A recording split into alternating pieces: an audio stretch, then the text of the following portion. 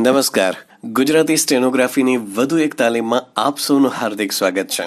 મિત્રો, પરીક્ષા ખૂબ નજીક આવી રહી છે, ત્યારે આપણે પણ આપણી તૈયારીને વધારવાની કોશિશ કરીએ અને ખૂબ ઝડપથી આપણે સૌ તૈયાર થઈ જઈએ. તો કરીએ શરૂઆત નવા ડિક્ટેશનની. પ્રકાર વર્તમાન પત્ર લેખ. ઝડપ 90 શબ્દ પ્રતિ minute. Difficulty level easy. Start. વિદાય લેતા અમેરિકી રાષ્ટ્રપ્રમુખ ડોનાલ્ડ ટ્રમ્પે ચીનને જબરજસ્ત ચૂંટણી ખણી છે. પ્રેસિડેન્ટનું પદ છોડતા પહેલા ડોનાલ્ડ ટ્રમ્પે કોરોના વાયરસના સંદર્ભમાં અમેરિકી નાગરિકોને રાહત અને વેક્સિનના ખર્ચ અંગે $2300 અબજ ફાઇનાન્સ બિલને મંજૂરી આપી, પરંતુ સાથોસાથ આ બિલની અંદર તિબેટની નીતિ અંગે સમર્થન કાનૂન 2020 સુધારા રૂપે વિશેષાધિકાર વાપરી જારી કરી દીધો. Stop para. વિદાય લેતા પ્રેસિડેન્ટને આ પ્રકારના ફાઇનાન્સ બિલ પર હસ્તાક્ષર કરવાની સત્તા હોય છે, પરંતુ ટ્રમ્પે બાંધ્યા ભારે ચીનને ચોંટ્યો ભર્યો છે. સ્ટોપ. આ વિધેયક અનુસાર અમેરિકાએ જાહેર કર્યું છે કે આગામી દલાઈ લામાની પસંદગીનો અધિકાર માત્ર અને માત્ર તિબેટ બૌદ્ધ સમુદાય પાસે રહેશે અને આ અંગે જરૂર પડીએ અમેરિકાનું સ્પેશિયલ ડિપ્લોમેટ મિશન આંતરરાષ્ટ્રીય સ્તરે ગઠબંધન કરી શકે છે. સ્ટોપ.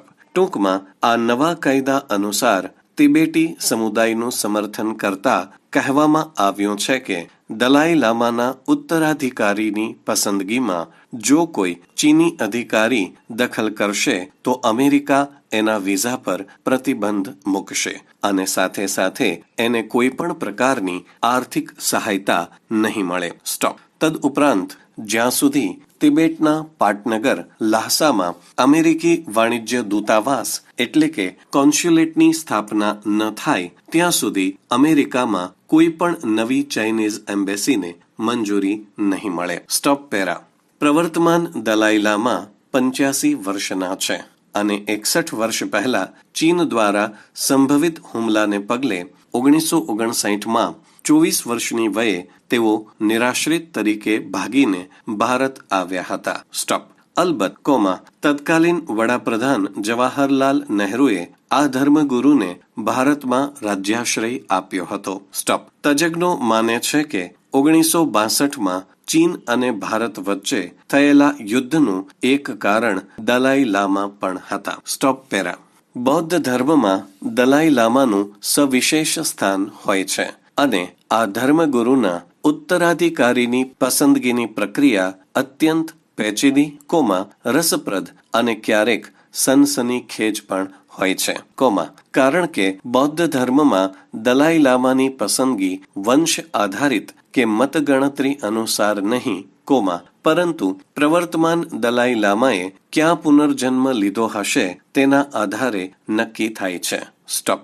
આ ધર્મની માન્યતા એવી છે કે ધર્મગુરુ પોતાના અવતાર અંગે કેટલાક સંકેત આપે છે. સ્ટોપ. ધર્મગુરુના અવસાન બાદ આ સંકેતોના આધારે 9 મહિના બાદ જન્મેલા બાળકોની યાદી બને છે અને એક એવા બાળકની પસંદગી કરવામાં આવે છે જે ધર્મગુરુના પુનઃ અવતાર સમાન હોય. સ્ટોપ.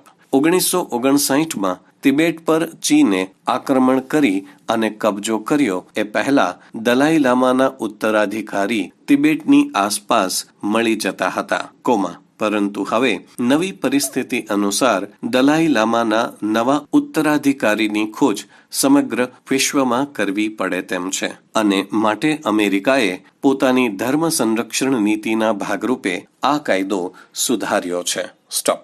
આ ઘટનાક્રમને પગલે આવનારા દિવસોમાં ચીન અને અમેરિકા વચ્ચે શીત યુદ્ધ શરૂ થાય તો નવાઈ પામવા જેવું નથી. Stop complete.